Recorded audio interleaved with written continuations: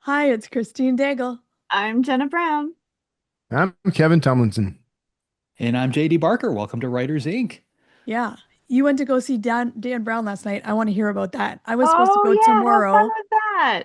I but it did. got That was canceled. fun. So he Yeah. lives in Rye, which is a couple miles down the road, and we've got this place called Portsmouth Music Hall, right in the middle of town. And like he does every kind of like big announcement there. So he had something, just for like local people.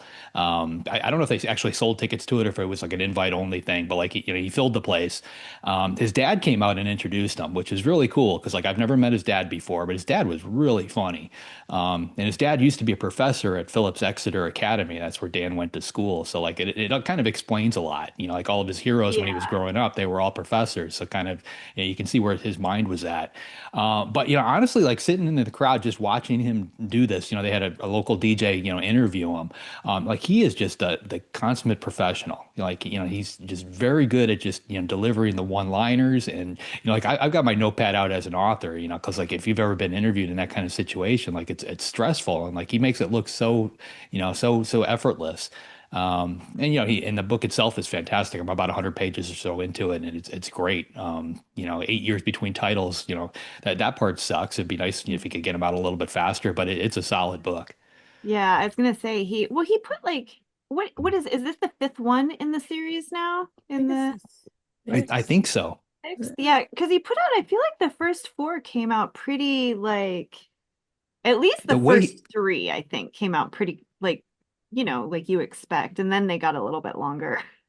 Yeah, so he initially wrote a standalone, and then he wrote the first, the Angels and Demons book, Yeah. and then he wrote another standalone, and then Da Vinci Code came after that. But what was interesting is he's had the same editor this whole time, and they work very closely together. Which like I do that with Patterson. Like we're on the phone, quite a bit while we're writing, but for the most part, if I'm doing a solo title, I send the editor the manuscript at the end, after my agent reads it and everybody else does. But his editor is hands-on. And they've got a weird system, like like this book, like if you think about it, like they kept it quiet. Like nobody got advanced copies of this thing. Nobody saw it. Nothing leaked out. And he kind of went into what they did to do that. And he was working off a VPN, and basically editing the file directly on a Penguin Random House server in New York that was backed up somewhere else. So anywhere he was in the world, he would basically log into the VPN, but like he didn't keep any files locally. Which makes a lot of sense. And his editor was able to log in. For me, as like that kind of scares me just because, like somebody else now all of a sudden has control of your book. Something goes wrong with their server, their backup or whatever, and it's gone. Like, I mean, can you imagine being 8 years into a book, the latest Robert Langdon novel, logging in one day and then, like nothing is No. there. Yeah. So, but it was cool to hear all that stuff. And I mean, Yeah. his tours, it sounds insane. Like he was in New York the day before yesterday, on Pub Date doing all the local talk shows. He flew back for this, and I don't know where he went next, but like I'm sure he is gone again, and He, he's gone for like 3 months. he was supposed to be in Michigan tomorrow, but it got canceled, and I'm sad. Oh So no, why? Okay. Did anyway, I don't know, why? but he's going to Toronto after that, like the next day. So maybe it was just, who knows, too many Yeah, things. probably. Yeah. Yeah. But yeah, I'm gonna go back to a typewriter because I'm just scared of these AI bots What? now. Maybe not, but we were talking off air earlier this week about that woman who got one of those scam emails for an unpublished novel. Yeah. And I Mm. was just like, I'm going back to a typewriter. I wonder if she, Yeah. because I have been thinking about that, and I do wonder if, because one thing you see, and I had actually done this until advised not to, but usually when you're querying, you put it on like a website, so Yeah. that maybe you get a bite on it. But I suppose the danger in that is that like anyone can just like, Yeah. search keywords on the internet, find your website and be like, oh, you have this book It and wasn't on her website. I looked. I'm like, oh, they probably just pulled it off her website, not on her website. you took But it off. maybe from somewhere. I don't know. But I'm Yeah. like, just that makes The rumor that I heard is that she has a Gmail account. And probably. like so she emailed agents from her Gmail account, Oh and yeah. everything in Gmail that you send or receive is part of the training data for their AI system. So Oh that's boy. yeah. Typewriter. Speaking Ah, of Kevin, speaking of AI scams, what's in the news? That JD's supposed to say that. I Uh, actually got excited when I saw the headlines because I don't think there's a single AI story in there, is there? Yeah, No, ish. maybe. I Oh, didn't want to talk AI about adjacent. the Anthropic decision this week. I'm sick of it, so we got other stuff. yeah, I'm a little tired of that. If you don't know what happened with Anthropic, go on Google and Google will tell Hmm. you. All right. Well, first up, Agent Eric Smith emailed back book club scammers, so you don't have to. Agent and writer Eric Smith writes, "There's a book club scam going around. A lot of authors are getting in their inboxes. I emailed the scammers, so you'll know what to look for." The first email promised a circle of, quote, passionate readers who would leave thoughtful reviews. Red flags from this email include no website, no Goodreads, no meetup group. Eric offered to put them in touch with his publisher. The email writer declined and used marketing speak about placing reviews and making connections. Eric then asked what this was about, whether they did blog tours or had a website. The email writer responded asking for a PDF of the book, which has been published for 2 years, instead of taking free copies from the publisher. Then brought up money, tipping readers $20 to $25. This isn't a circle of readers; it's a review mill with bots. Eric again asked for a website. They responded by saying they have 2,000 members, but had no website to point to. Yeah. Seems completely legit to me. I don't know what the problem is. Yeah. And then he got meaner and the email stopped. But it was funny because I got the exact email that he'd posted. Well, I got two this morning. Like they and come then every day. in his post where he talked about it, he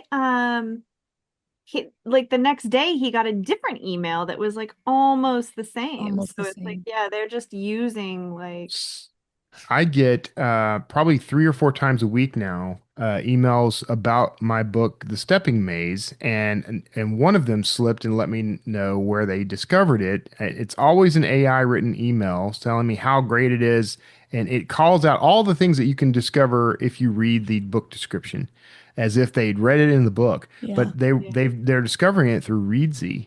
And I'm not going to diss Reedsy at all, but I had paid Reedsy at one point to do like they did like a full in-depth review or something of the book, posted it on their website, and that's where they're finding it. oh, So oh, I don't know if interesting. that's So where these guys are doing it or are those jobs when you post them to Readsy, are they public facing or do you have to actually log into Readsy to be able to read them? no. So this was a thing that was like as an author in the Reedsy platform, I was able to pay to have someone actually do a full on review and post it on the blog or website or something. Oh, And so it was about getting people to go buy the book. Mm. So it wasn't like a gig or something like that. It wasn't anything like that. I mean, they do a real oh, good okay. job of vetting the people who do this stuff, and so I'm not getting scammed. I want to make it clear, I'm not getting scammed by Reedsy. No. I'm getting scammed because these people have gone and found book reviews on Yep. Reedsy and are now using those to try to scam Well, me. that's kind of what I was getting at. Anything that's Yeah. public facing that you could basically view, on the internet without having to log into any kind of account, like anything like that is being scraped by Yeah. the AIs and the news services and Google and everything else, and then Yeah. populating these systems. The way book clubs are supposed to work, or at least this is the way they work in my world. So at the end of all of my books, I usually put book club questions. So that kind of spurs that. I've got a book club tab on my website. And then there's contact information for book clubs there. Every book club I've ever worked with, and I do a ton of them, they usually reach out. Usually there's like an admin or a moderator for the group, and they try to schedule some type of a Zoom call or something with the group. And we get that on the calendar. And once that's on the calendar, depending on the size of the group, some of them will ask for free copies of the book, which sometimes is fine. The publishers will take care of that. Other ones don't ask at all. But usually we book that particular Zoom call, a good month or two out, to give everybody time to read the book. So then the club reads the book and then you have the call and you actually talk to them. So that's how a book club is supposed to work. Hmm. And Yeah. that's the way it's always worked, at least for me and everybody that I know. So like if you're getting emails in any other format that contradict all of that, especially if they're asking you for money, anytime they ask you for money, that's an obvious red flag. But Yeah. like, Yeah. they're, in this case, they're obviously just taking a scam that they had run, probably 2 or 3 years ago, and they're just twisting the same data and coming out with a new format for it. But it's Well, it's and the I same think nonsense all over again. Yeah. what they're probably doing, and I guess this is why I think it's important to talk about it, is because like I read Eric's post, and it was like really manipulative language too. So like if you're a Yeah. new author and you're like, "Oh my God, this is so exciting," like a book club, and you Yeah. don't think to ask those questions, they don't ask for the money up front. And then one of them said like, "Oh, up to like 1,500."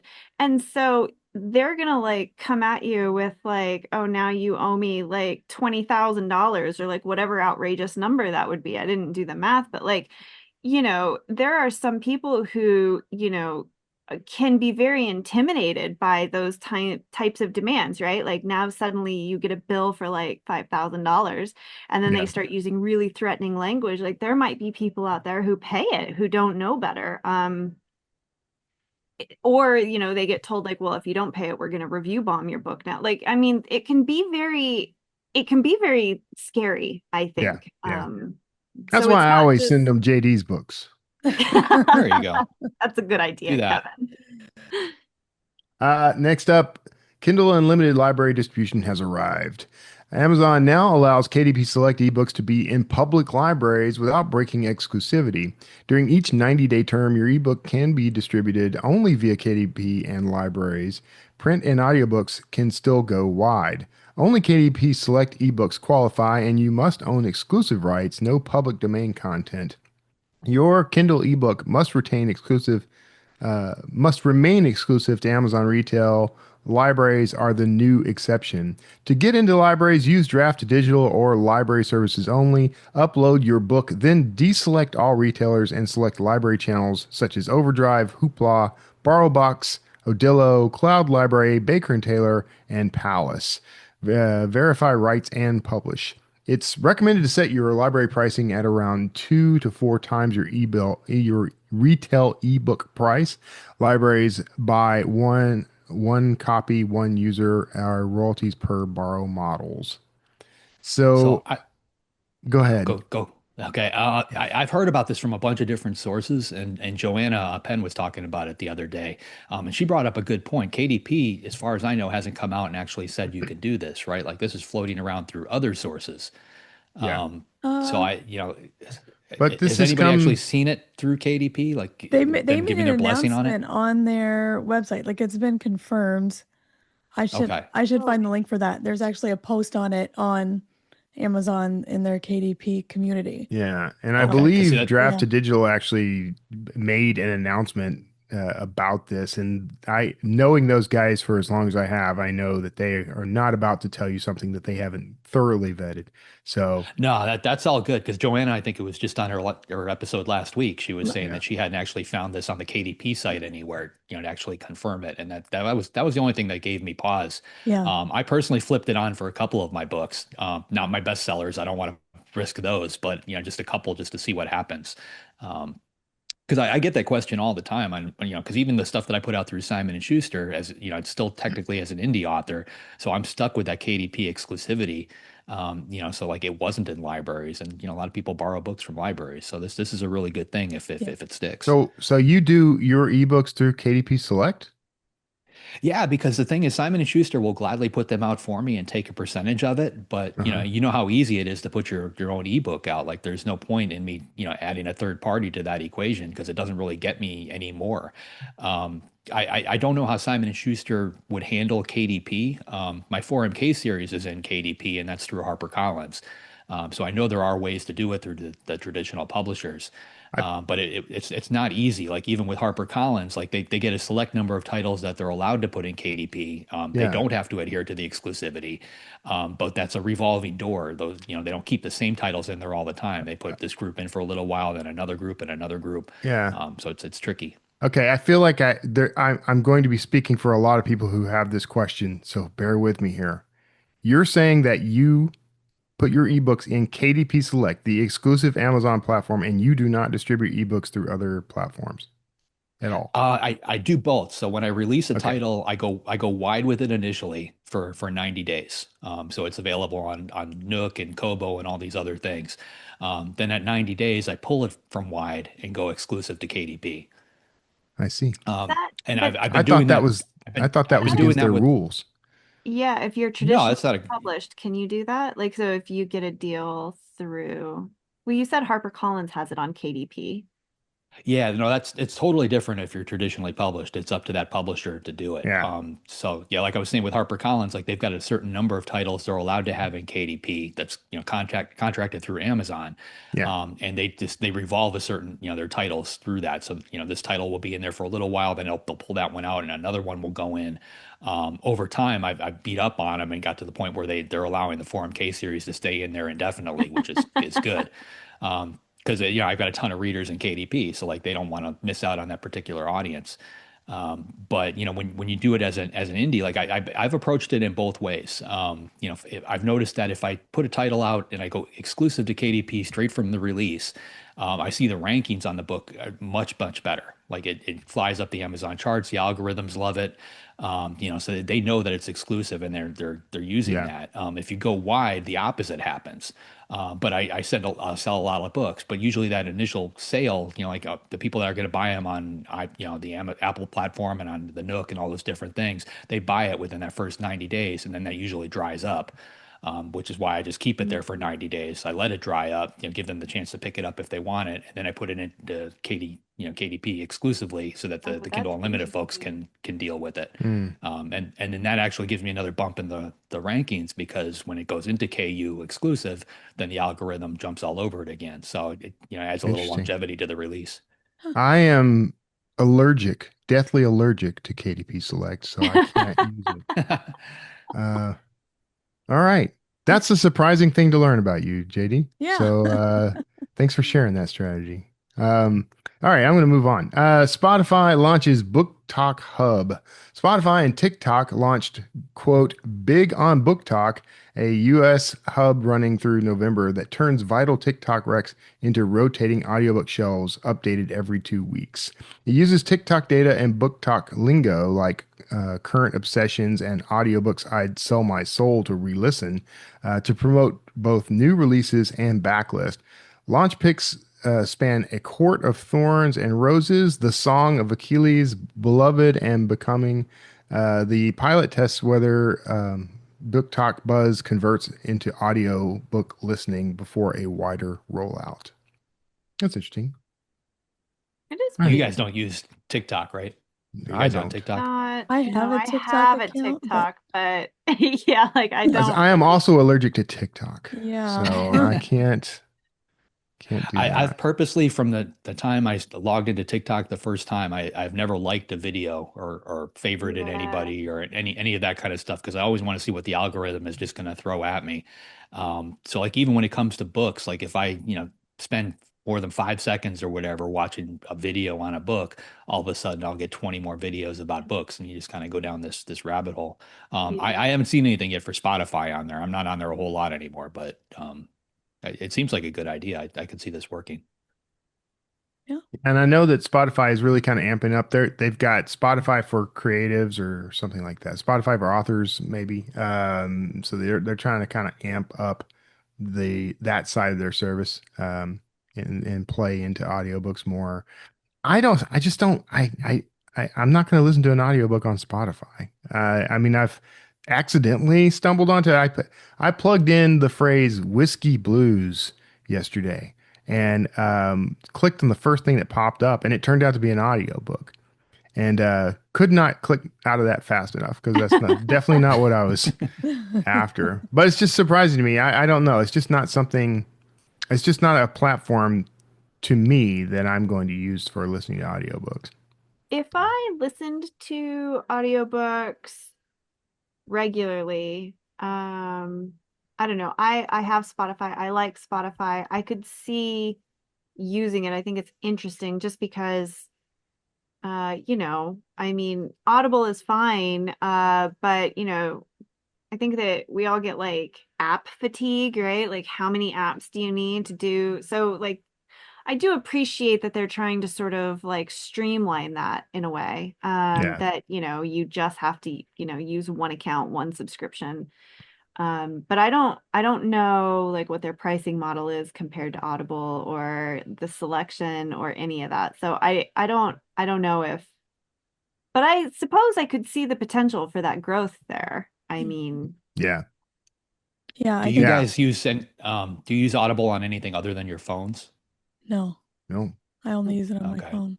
Yeah. See, that's where they've got me trapped. Because like I use it on our Echo devices in the house. So like, Yeah. I mentioned I've got a bar in the house. So I might go in there and play pool. I can say, I don't want to say her name out loud. So and so play my audiobook. And she'll pick yeah, up and just start playing my audiobook over the speakers, right from where I left off. So like it always Yeah. it's, so I guess I'm kind of caught up in that system. If Yeah. I wouldn't even know how to work Spotify into that. Yep. Yeah. yeah.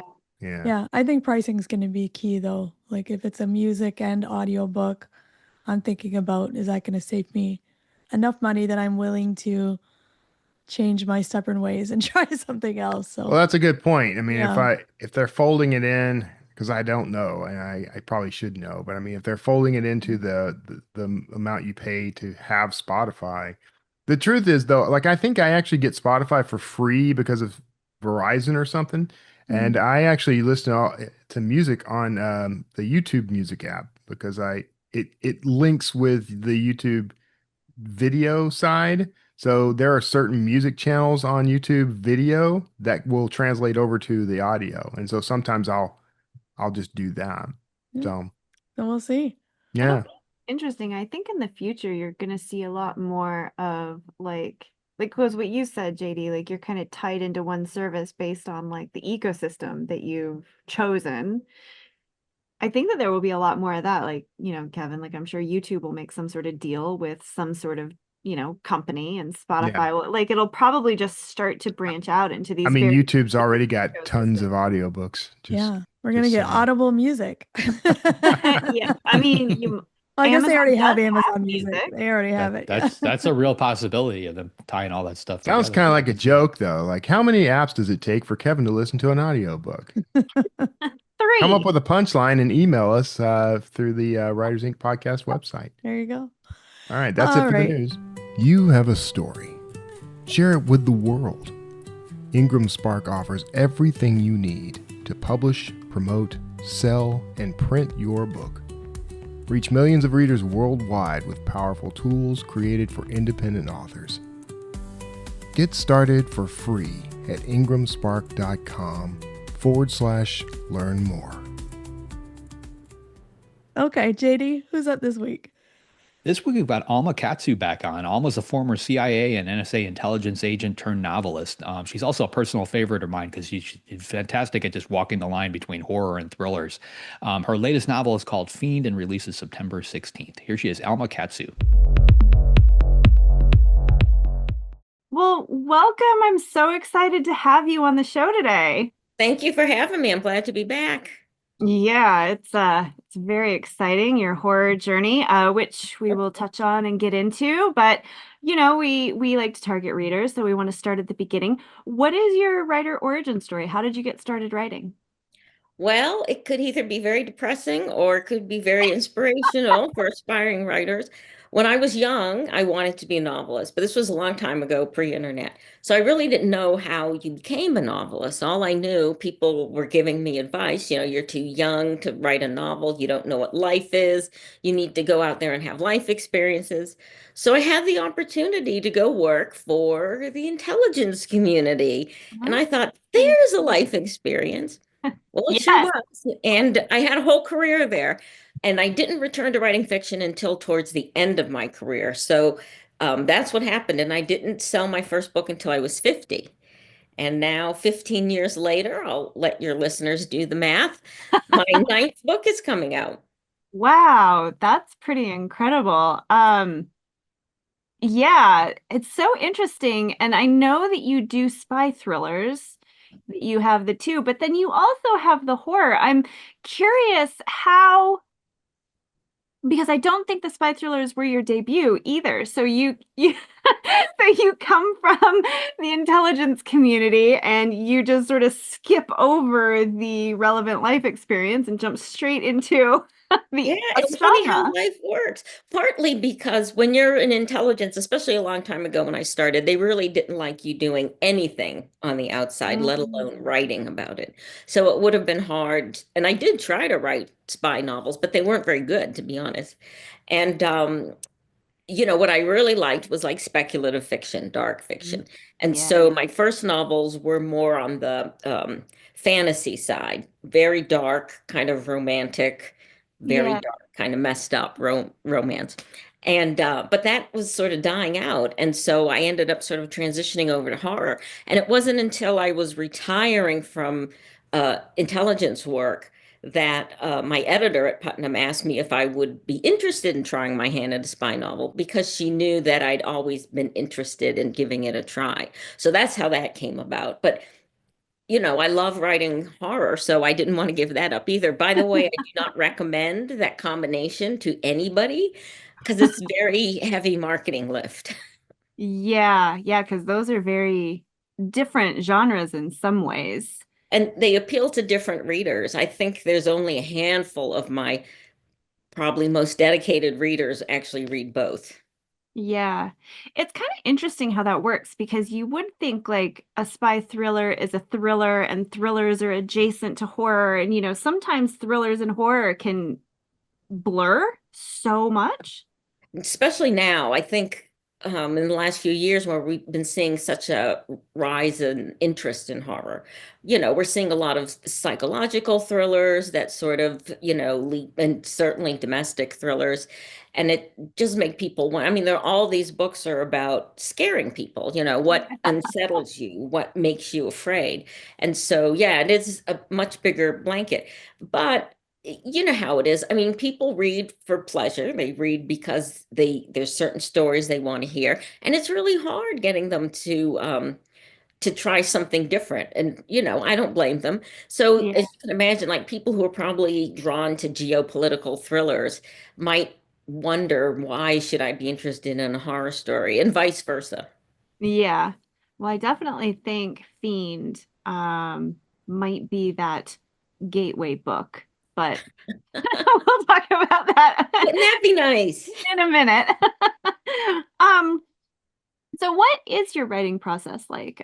Do you tend to plot, pant, somewhere in between? How do you approach writing a book? Well, I'm definitely a plotter, and I think a lot of that has to do with the fact that they're thrillers.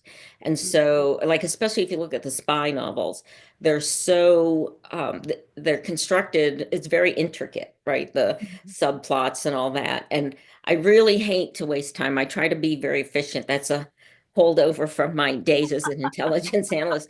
So plotting is the way to go. But Mhm. whether it's a horror novel or a political thriller, I always find that after it's been written and my agents have taken a look at it, and usually they come back and they recommend changes that end up really changing the last third of almost every book, right? Yeah. Like a new twist, it's got to be more surprise. So really, in the end, it ends up pantsing a little bit, and I surprise even me. I think the main thing is you got to find your stride as a writer, and you just have to trust your instincts.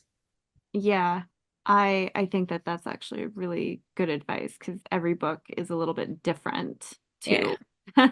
Um, so I know that like, when you started with horror, you kind of were in that historical horror where you touched on the Donner Party and then you had the internment camps and now you're in the modern day. And then also with your spy thrillers, does that change how you approach like kind of constructing the novel and how you think about writing the novel and maybe even how you outline the novel? Very much so, because with the historicals, you have that sort of the guardrail, the skeleton of history all around you that you have to, you can't run away from it. Or it Right. ends up becoming alternate history or something like that. Yeah. But, it kind of gives you not only some shape, some construction, but, like any art, if you have some limitations, it's kind of good because, it keeps you from spinning your wheels or, whatever. So in that respect, I really like writing historicals. It's like a challenge, like the story, and how can I change it? How can I embellish on it and yet not get too far away from it, to Yeah. still be true to the story in many ways. And I find with contemporaries, because you're not hamstrung by history for the most part, might have a few facts that you have to adhere to, um, Right. that it feels a lot more full of possibilities. How about if I put it that way? Yeah. to be positive. It's, you can go in many directions. Yeah, yeah, that's true. One does kind of feel more like um a puzzle. Um, but you did include quite a lot even in Fiend. Like it it it feels very like there's a lot of details in it. You know what I mean? Like the companies and sort of, it doesn't feel like just some random wealthy family. Like it feels very rooted and grounded in the modern age, which I think might sound weird, but it does. It feels almost like a documentary. I mean, not really, but it Oh, does. thank you. Do you did you find that you did a lot of research to get it there, or did that just come more naturally as opposed to where historical? I imagine there's a lot of research that has to go into it. Yes, not nearly as much research as I do on the historicals. There was some. I think part of the issue, I should say, not problem, is that my agents, there's a pair of them that my literary agents, they ask a lot of questions. And when they come back with their notes, a lot of times they do want more detail. They want it to feel more grounded. So I end up really feeling like really fleshing out the backstory of the characters and the family. And particularly in this one, because the family's history is where the supernatural element comes from. So it had to make sense. It had to be coherent. The Mhm. family in question is ethnic Albanian, even though, it's been a very successful modern day family. And so they're global citizens. They live in the United States, generations have been raised in the United States. So they're not Albanian per se, but that Albanian heritage is very important because of the Mhm. character of Albanians. Yes. And I can tell you the history behind that if you want to know. But I'll just say that the Albania is supposedly the origin of the blood feud. These are people who can hold a grudge Fascinating. and have incredible tempers. And as you know, that's woven in, that's a, part of the reason for Fiend. Yes, yes. Yeah, I actually really enjoyed that aspect of it. Because it feels like a very like layered novel in a way. Like there's like the obvious evil of, there's some supernatural things and like greed, because obviously, Succession is one of your comps that's been making the rounds. But then, there's a lot of quieter evil happening underneath those obvious things. Um, which I think makes it, very compulsive to read. I read this in practically one sitting. Like I could not put it down. I had to know what was going on and what was happening. Um, That's so wonderful to hear. yeah, no, it was very good. The blend of historical and modern just worked so beautifully, but then also you had all these layered things. Like I'll keep thinking about things. How how do you juggle that when you're sitting down to write? Because especially in the modern aspects, it can be very easy to write a character that ends up being very on the nose versus kind of dynamic and complex and subtle. How do you juggle that? How do you approach writing characters like that? Well, I wish I had like a game plan that I could lay out. But I think for me, it's when I went to grad school for fiction writing, it was in the old days, and so everyone was being trained to be a literary author, right? Mhm. So Yeah. it's all character driven, and you really had to understand your character and the motivations for everything that happened in the story are all come out of character. And so that's probably it for me, is that I really feel like I have to know these characters and really understand, all the motivations for why they behave the way they do. This is, on one hand, it's a story about corporations and greed and all that kind of stuff. But on the other hand, it's a story about family. And so, luckily or unluckily, I had a very interesting family. Growing up, a lot of interesting dynamics that I will mine until the day I die. So there, I do draw on some of my own family history for this. What is the tension between siblings, especially when you're in a family like this one, where some, children are not treated fairly. I Mhm. don't know about you. I certainly grew up always hearing, parents say, I love all my children equally. And yet the truth was right before your eyes that this Right. was Yep. not the case, right? Yeah. And so these kids, the siblings, are playing for very high stakes in this family and figuring out how to navigate those differences between them and how they're being treated and perceived. And they're doing it according to the rules of this family, how this family fights. And it's very, very dirty and very, very difficult. Yeah. Yeah, I mean it's almost equally a tragedy in some ways. Like the story feels very Shakespearean, which, I think Shakespeare very much plays into horror and just but it's, I guess that's why I meant it's very layered because there is the obviously supernatural element, but the horror is almost like the horror of human nature in this Yeah. way. I think that's where I end up going really in all my books. It's just, I know it doesn't sound very cheerful, but partly because of the work that I used to do before as an intelligence analyst, you're really kind of exposed to people at their worst nature. But unfortunately, you also see how common that is. It's not like only one in every 100 people is bad. Mm-mm. So, when I think of characters, unfortunately, I see to me the whole thing. And I Mhm. see those negative impulses, and I know that chances are life is going to pull you in that direction. So yeah, my stories tend to be a little on the dark side, but I do feel that they're reflective of what I see in life. Yeah. Yeah. I do agree. I think that they come across as very realistic. Like, none of the characters in this book are, I, I want to say likable in a way. Like they're They're not. very unlikable people, but they're also very understandable people. Thank you. Um, do you find that it's difficult, especially because, in your other horror novels, there are people you can root for, and then in Fiend, you're not exactly sure who you should root for, if anyone. Was that Yeah. hard to write? Like how do you approach living in that headspace of those types of characters for so long? Well, I guess it really opened my eyes to what a different world I have lived in than most people. I mean, honestly, working at CIA, for instance, and I've described this when I've talked about the spy novels, it is the kind of environment where people are constantly trying to manipulate you. You never know if you're being told the truth, the whole truth. Mhm. You don't know if you're being taken advantage of.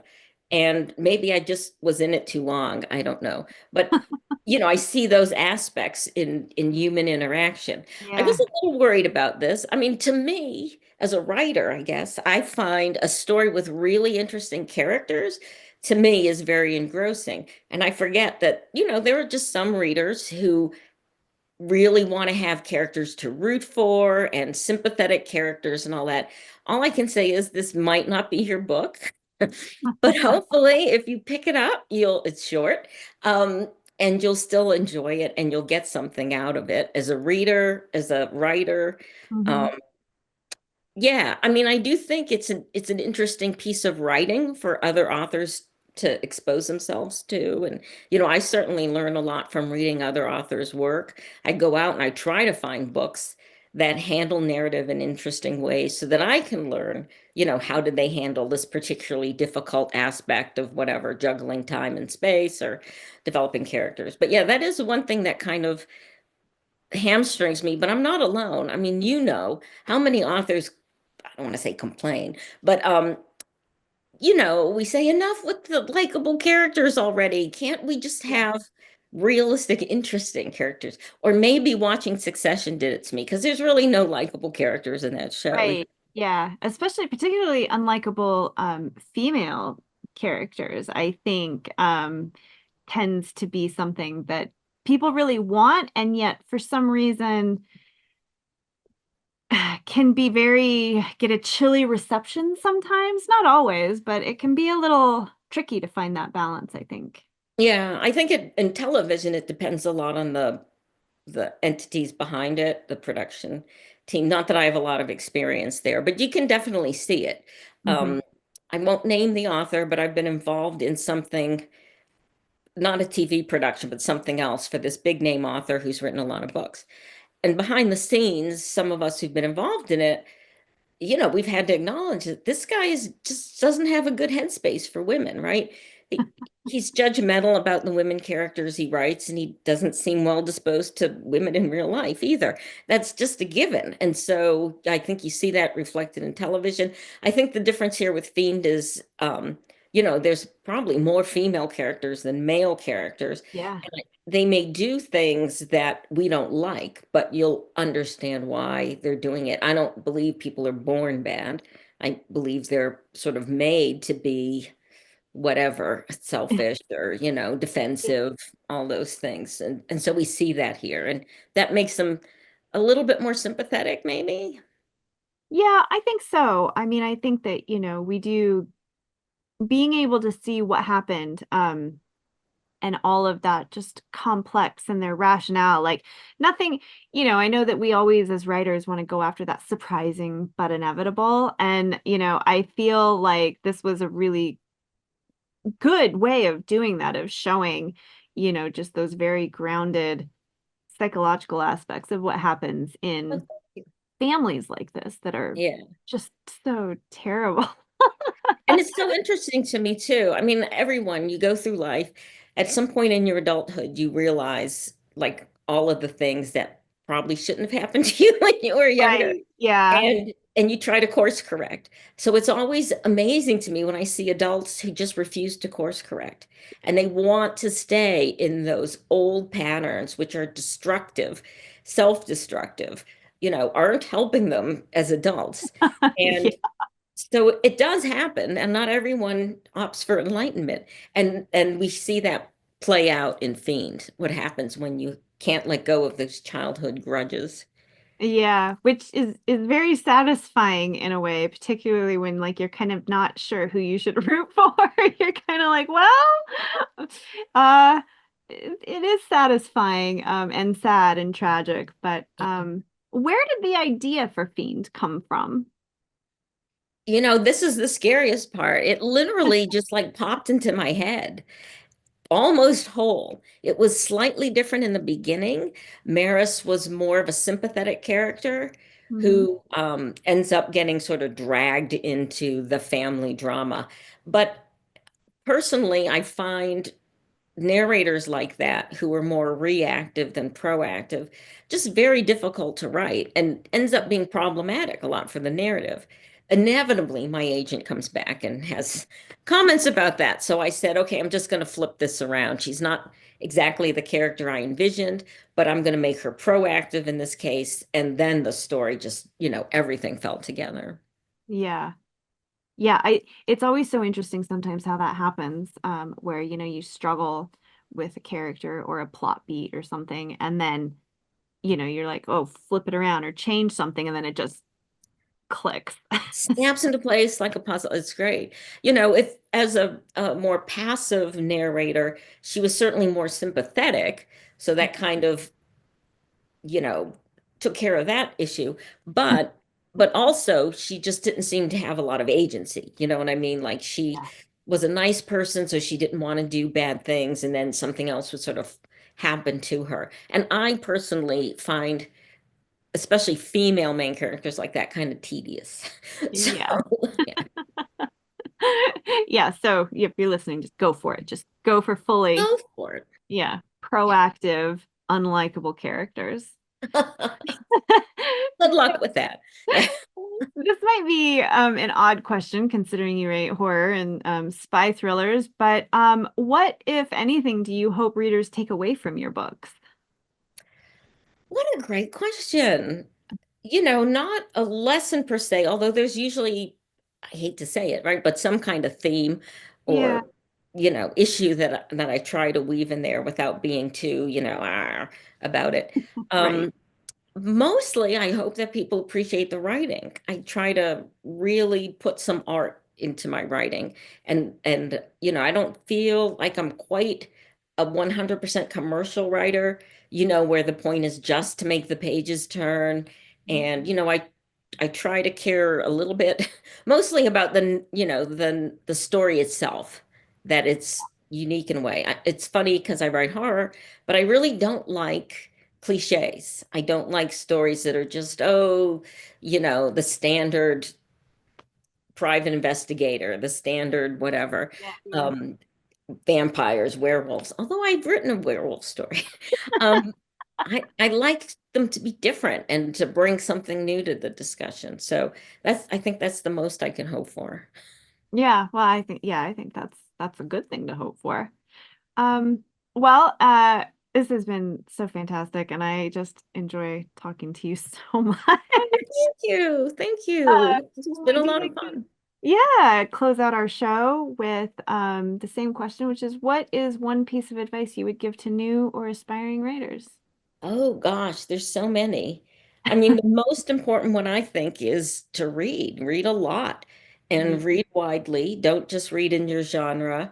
Um, this is going to sound horrible, but kind of read the best books you can. I mean, you Yeah. kind of have to read the books that everybody in the reading community is reading. You need to be aware of Mhm. sort of what trends are out there. Why are they embracing this particular book? Not because you want to copy them or whatever, but you want to be part of that discussion and aware of what's going on in your community. But a really well-written book can help you as a writer, really help you develop and push you in ways that maybe otherwise you wouldn't. So just read, read, read. Read, read, read. Well, again, thank you so much. Fiend is out today. So if you like complicated Shakespearean tragic horror, definitely grab this book with a touch of the supernatural. Thank you. This will be my new category.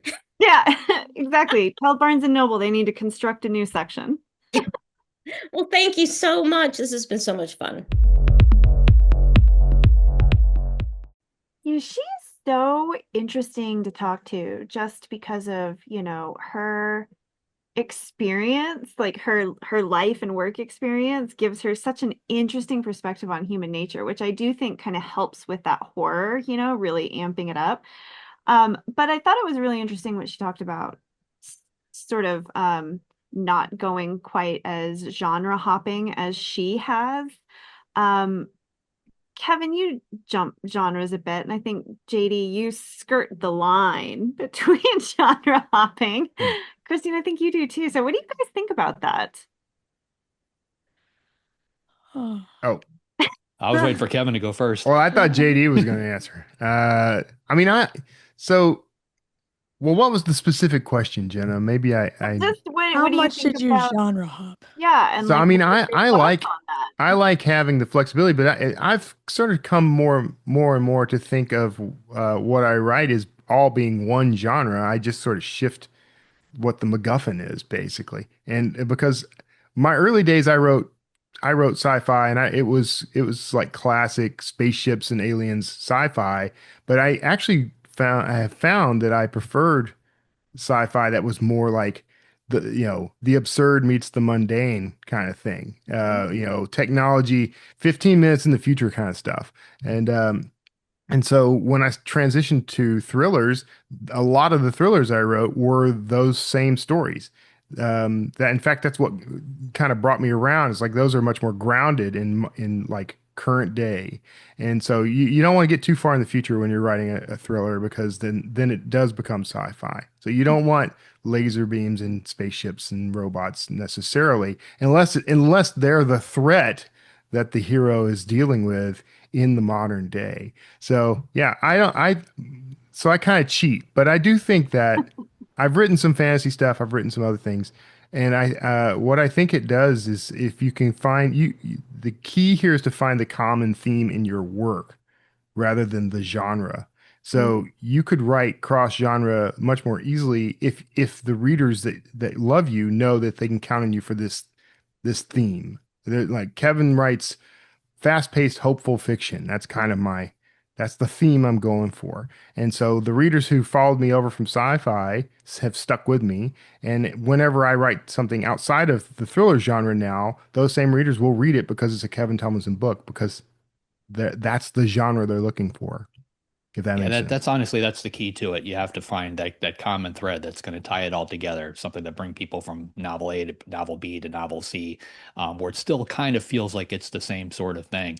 And it's funny because like I'm reading the Dan Brown novel, the latest one, and like precognition is a big thing in the book. But the way that he plays it off, he's still got Robert Langdon running around doing his thing, and like it's part of the Right. story.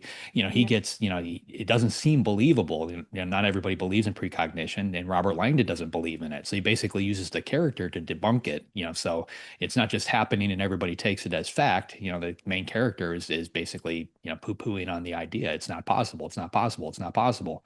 And then he sees something that kind of proves that it is. So like there's a way to weave it into everything. Yeah. Like in this case, I mean, we all know what, Robert Langdon, I think 4 or 5 books in, we know how he would react to certain things. And, if you use that, you can tell the story. Yeah. In this age with quantum physics being what it is, weird is okay now. Like you can't predict what the world's going to throw at you now. Yeah. It does seem, yeah, kind of tricky though to go, I guess she could do like a paranormal spy thriller, but spy thrillers to historical horror. But now she's getting a little bit closer. Fiend is modern horror. So, and I liked, what she talked about, like just sort of like that quiet evil, because like in this book, Yeah. it's like very clear that there's like something not right, but it's not exactly like obvious what the monster is. And I noticed that she does that in a lot of her books. Like you're not exactly sure what the evil is. How do you create like those layers and subtext in your books to sort of get that tension really going? It all comes down to that show the monster thing, right? Like the second you show the monster, it's all over. So Yeah. you have to build up to it and build up to it because whatever the reader creates in their imagination is always going to be more frightening and more scary than whatever Yeah. you can actually put on paper. So you've got to, work that in and use it to your advantage. I watched a video recently about he was talking about games that really pushed the limits on the PlayStation 1 back when that was still, hot and toward the end of its life cycle really. But the graphics and things like that were kind of limited on that device. But there was when they released this game called Silent Hill, there was Mm. this limitation because it was kind of a free roaming open world environment, but there was a limitation on how much of the world could be rendered at a time. So the world in the distance would be, blocky and look like garbage. So what they did was play on that as a strength. They played on the limitation as a strength and they set the whole thing in this perpetual fog, and so you were constantly seeing like dark, shadowy figures in the distance, and your goal was to try to find that person or whatever, and they were constantly disappearing into the fog. And so, I think about that, I think that in some ways that's the right way. They did that out of necessity, but that's kind of the right way to present, the bad guy or the monster Yeah. in your story. I think you can do the opposite though too. I'm just thinking because writing serial killer thrillers, you put like sunshine and this person is so nice and they're the Yeah. person next door, but then you've got those subtle layers of like corruption beneath that you see peeking through. And I think that's a really nice Yeah. technique because it kind of subverts the like darkness and lightning and the things that people kind of like, suspect. Fog. Yeah. Yeah, I like yeah, it's so interesting because there's so many different approaches that I think are like that work, like Yeah. hiding the monster until like, you can't, but then, making sure that you're not disappointing the reader in a way. So like showing the monster in a way that still like satisfies their expectations, or never really showing the monster in a way can work. I've read books that do that pretty well, where it's like the monster's killed, but you never really get a sense of what it is Yeah. or how it works. Um, yeah, I don't know. It's very The interesting. reader learns that they were the monster all All along. along. I really liked her advice about reading what the reading community is reading. Yeah. I don't feel like we hear that very often as advice. Like you hear read widely, but understand what people are going crazy about. I really liked that. Yeah, it was Well, kind of like what Karen Slaughter said when she was on, like don't knock a bestseller, read it and find out why it's a bestseller. Yeah. And I think really staying current and seeing what people are doing, I think that's necessary. I think if you're reading books that are only 20 years old, you're doing yourself a disservice as a writer, for I sure. wholeheartly agree Yeah. with that. Do you guys do that? Do you read like the current bestsellers? Yeah, for this podcast. You Not make for us, years. JD. Well, yeah, I do think that, reviewing books and then being on the podcast sort of helps with that, right? Mhm. Because like publicists are in your inbox about like the upcoming book. So you definitely, it helps. But I think that it is actually very helpful.